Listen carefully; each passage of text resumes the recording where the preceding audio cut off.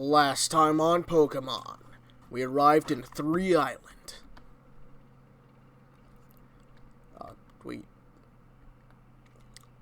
There was a lot we did. To recap, last time on Pokemon, we went through all of the Sevi Islands, or at least the first 3 that are unlocked and we're able to travel to in this part of the game. We made our way to the power plant. I got to the Zapdos, and then my game fucking crashed. You thought I was done? I did too, but we are back! I had to do a lot of replaying to get back here. But we have a shot at the Zapdos. And so, we're gonna fucking catch this bastard.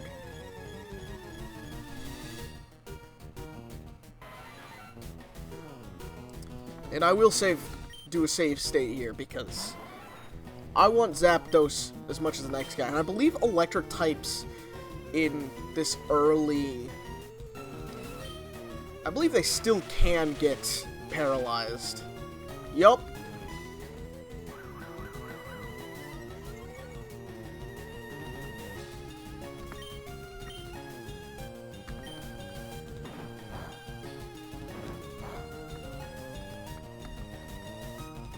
I only really wanted to get the para off,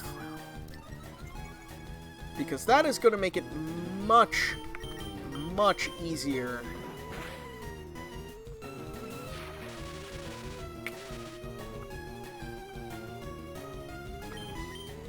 to actually get, yeah, we're going to shift in Fenrir. And as you can see, I've been doing a whole lot of training my team up in that time. They're all about level 40 right now.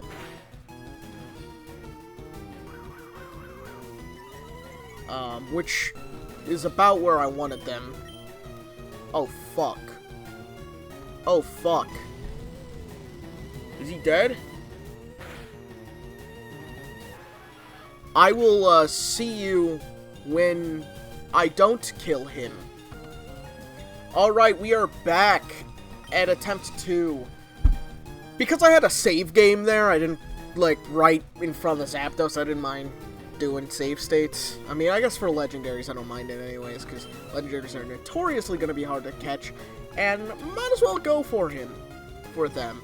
So, we have the Ultra Ball, and we have the Zapdos paralyzed and at low critical HP. The only way for me to get it lower is to hit it with a move that it resists. I don't have one of those, at least on Zynoga, and I don't feel like swapping back. There's also the risk of a low hit move getting a critical hit. A move it resists getting a critical, and you hate to see that. But yeah, no, genuinely, I thought it was gone. You all probably thought it was gone because of, well, that crash. But I brought it back. And, yeah. So we're just gonna keep this step going, keep trying to catch this Zapdos.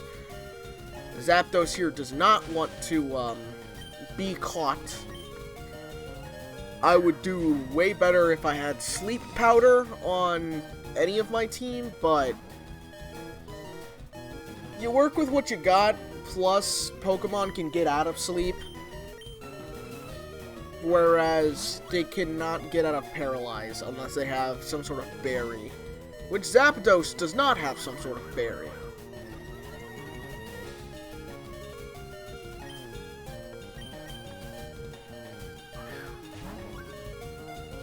So, we're just gonna keep at this.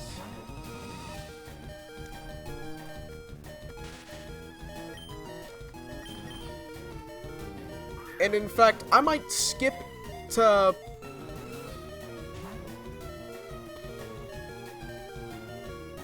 In fact, hey, future Cactar, cut here, and then we'll skip to the when the ball actually works.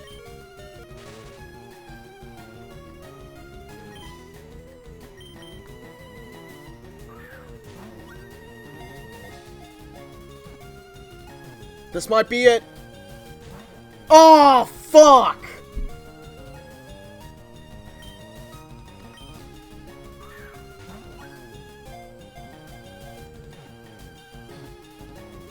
Wait, this one's it.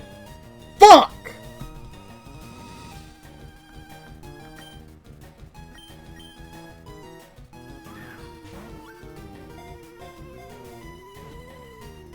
Oh, wait a minute. Wait a minute. Yeah! Let's go. I figured bringing out a Pokemon that was on level with it would do good. And I was right. We got Zapdos, finally. That's going to be a little bit more editing than I normally would do, because I'm going to have to manually cut that instead of just pressing a cute little button on my keyboard to stop and continue the recording. But, I mean, I can just look at the audio levels where I'm silent. But yes, we've done that. We've gotten the Zapdos. So yeah, there is that. That's fucking neato. Anywho, let's take our happy asses all the way back to Viridian City. Why don't we? I'm just gonna switch my team back to how it normally is. So yeah, time to go to the Viridian City gym.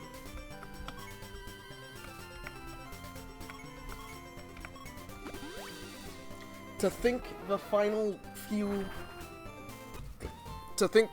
gym was so damn close. It was so damn close. This whole time.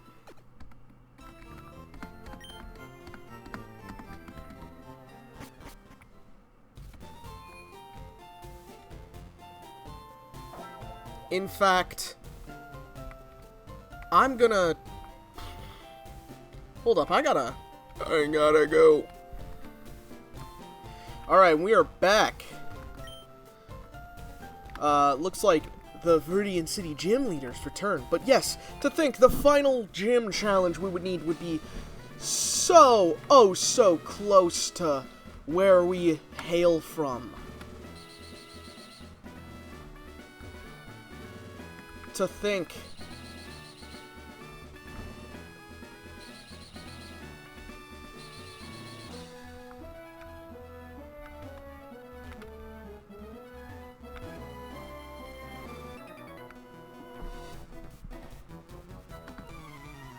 And we are finally, we have officially reached the big leagues. When you start seeing cool trainers, later known as ace trainers, that's when you know you've really made it. I'm gonna skip over this battle, but yeah, you get my point. Anyways, I gotta be honest with you. With all of you viewers watching this, I've been cheating. Okay, I haven't been cheating, but like, you know, I've been poke-cheating.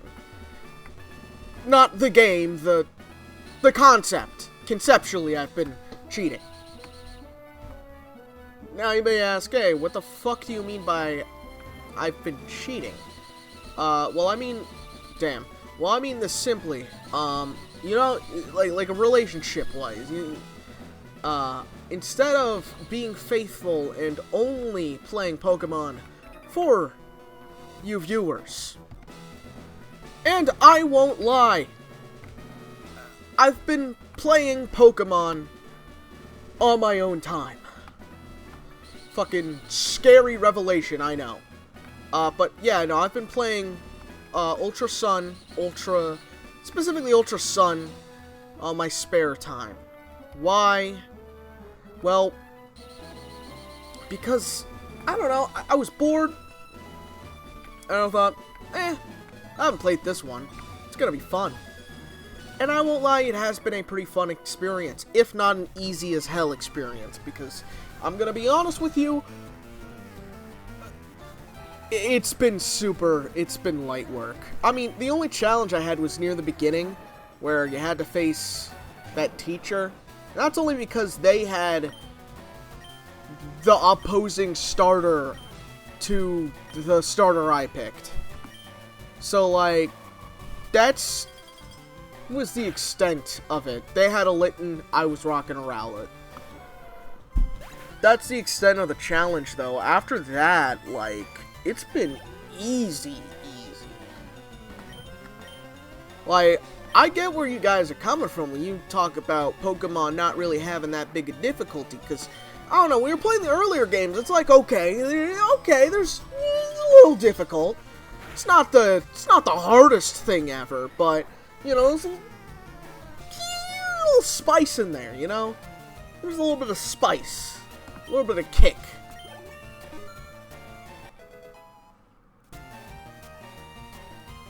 Whereas, I don't know, I think difficulty in games is kind of like, it's kind of like spices. Some people really don't like their games difficult. And some people love difficult games. Dark Souls being the spice challenge. No, Dark Souls is not necessarily those spice challenges. The equivalent to those spice challenges that people used to do would be like some shit like the Kaizo and Unfair games. Games that are meant to be hard and frustrating for the sake of being hard and frustrating. Whereas Dark Souls would be like a spicy curry. You know? Not everybody's gonna handle it. But, like, to those who can, it's really fucking good. And then, Pokemon would be like, I don't know, Pokemon's like your spiced chicken, right? Right? You can't have Pokemon games where there is no spice at all. And those would be like the Kalos game. That would be X and Y and some of the newer titles where there's no real difficulty. And then you can have a little bit more spice. With like the earlier Pokemon games.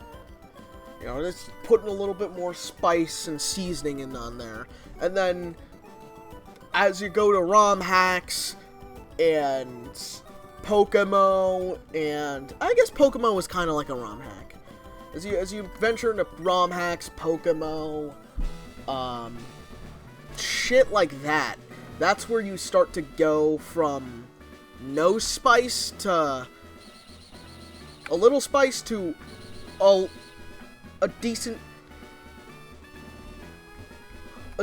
chunk of spice. Not like a decent amount of spice. That's where you start getting all of that. And then Kirby's games are deceptive, because on the surface they don't really appear spicy, right? It's kind of like, I kind of compare Kirby games to, like, I don't know, fucking wasabi or something. On the surface, you know, it looks like it won't wreck your shit. But once you get in there, once you dive in, or maybe not wasabi, no, I'm sure there's a more apt comparison for what a Kirby game is, but it's deceptive in its difficulty, where on the surface level it is very easy, deceptively so.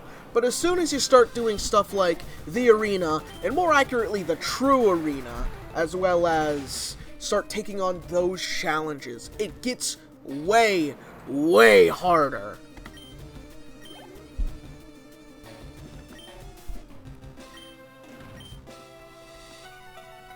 I describe Kirby games as easy to play, hard to complete.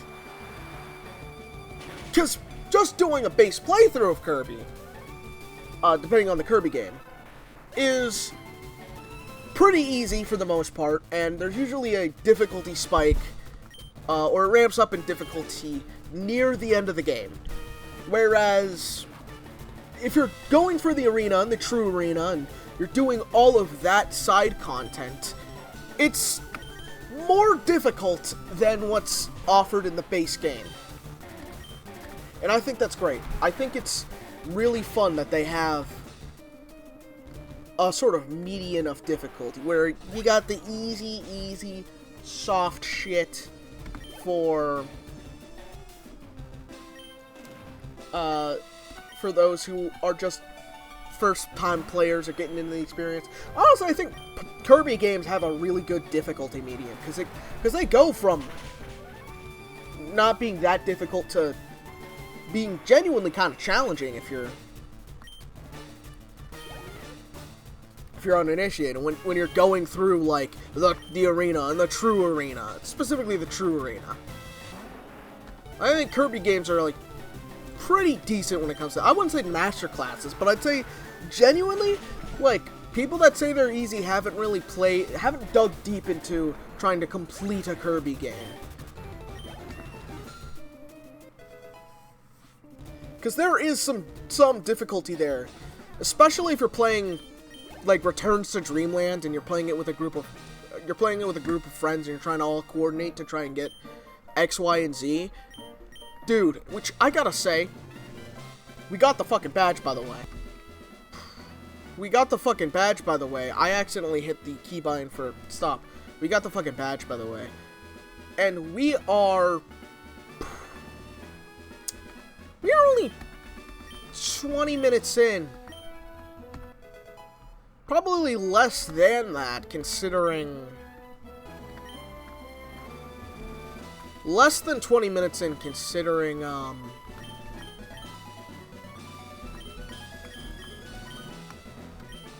specifically, like, when we first, started this episode in that long series of trying to deal with going through a cave. Anyways, it's about time we learn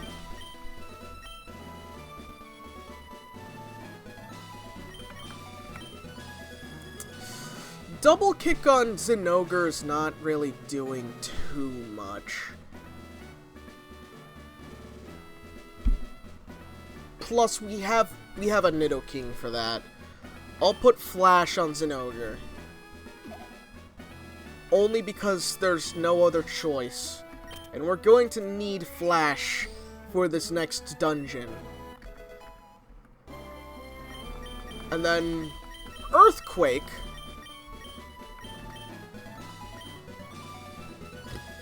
We'll go on Arthur.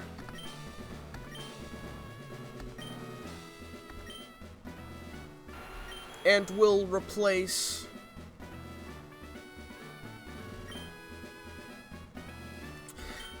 Earthquake will replace Poison Sting. Poison Sting's only like, what, 15 power?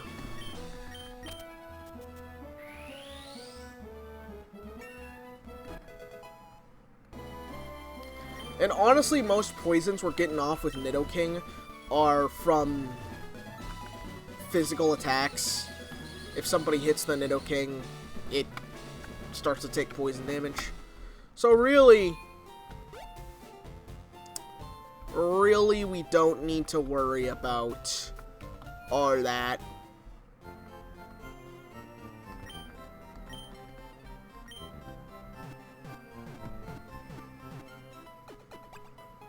And the last thing I'm going to do in this playthrough, before we move on to the Elite Four, is I am going to stock up on potions.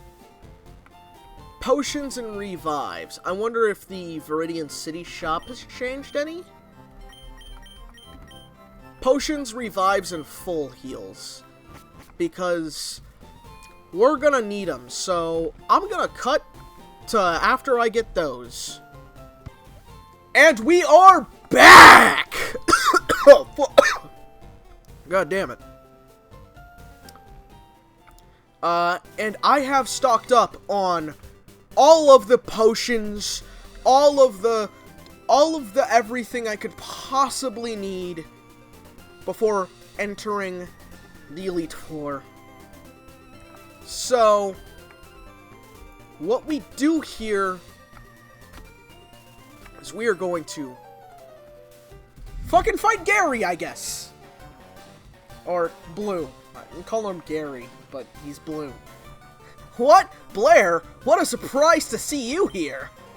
So you're going to the Pokemon League? You collected all the badges too? That's cool. Then I'll whip you, Blair. As a warm-up for the Pokemon League. God, I fucking suck ass at reading. Come on! I fucking hate like how I suck ass at reading. I love that they keep changing his sprite. In all fairness, his sprite looks pretty damn good. I like that sprite.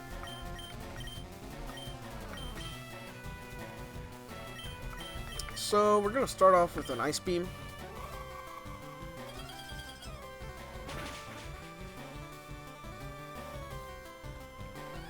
I had no idea Ice Beam was fucking super effective, but...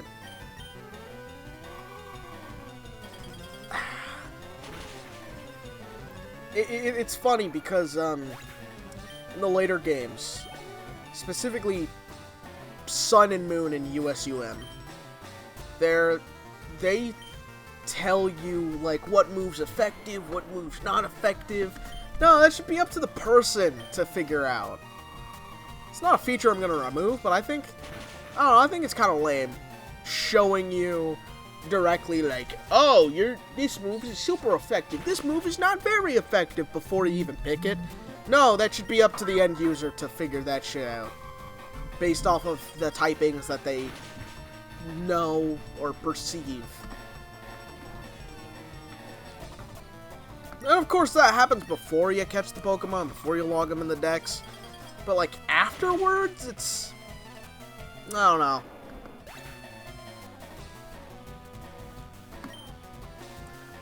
I think the only Pokemon that I think the only situation where I didn't know what type of specialties Pokemon had was when I was playing, was when I was facing type Null. And that's because that Pokemon's only in fucking Sun, Moon, and, like, the later games, if that, which I haven't played any of the later games, outside of Sword Shield. I haven't played the DLCs for that. So, that one is very much an unknown for me. I don't know if there's any...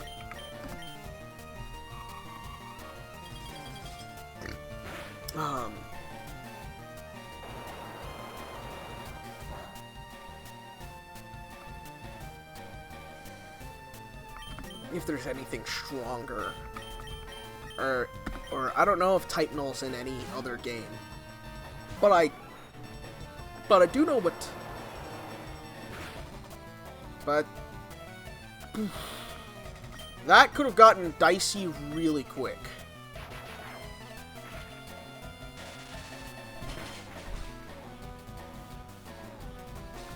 It didn't, though.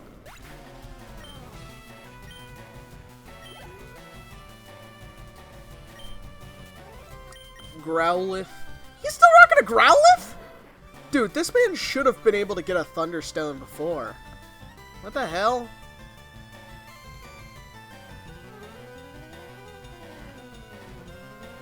Shaking my fucking head.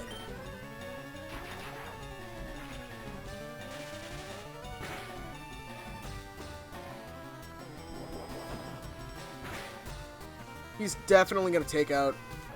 I figured that was gonna happen. He's gonna take out Zinogre, but...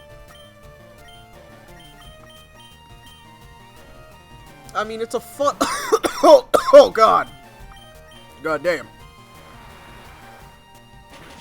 It's a fucking Growlithe, and he's already used the Ace. While my Ace is still, like, standing tall. It's Alakabam!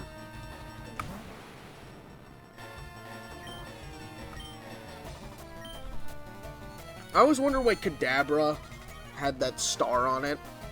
Or is it where it's non-existent for Alakazam? The best dark type move I have right now is Bite.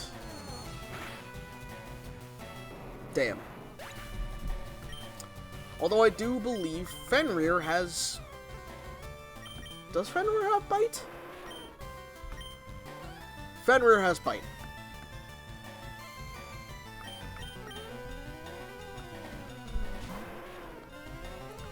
Fenrir has Bite. Honestly, so my initial plan was to have this... you know, do an episode where... Damn, Psychic took that motherfucker out! My initial plan was to have an episode where I'm doing, or basically I do...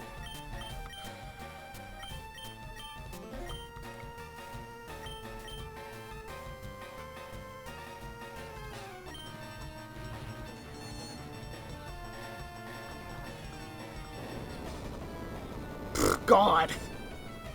Where I was going to do the dungeon that is coming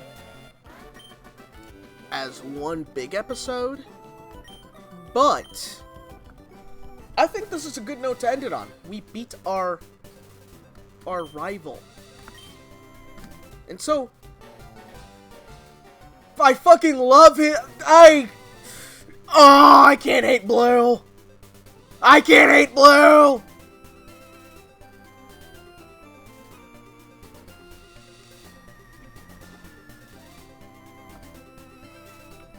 So, next time on Pokemon, with a healed up team, we will go through the entirety of Victory Road before moving on to the final gym. Or I guess, in this case, the Elite Four. Thank you all so much for watching.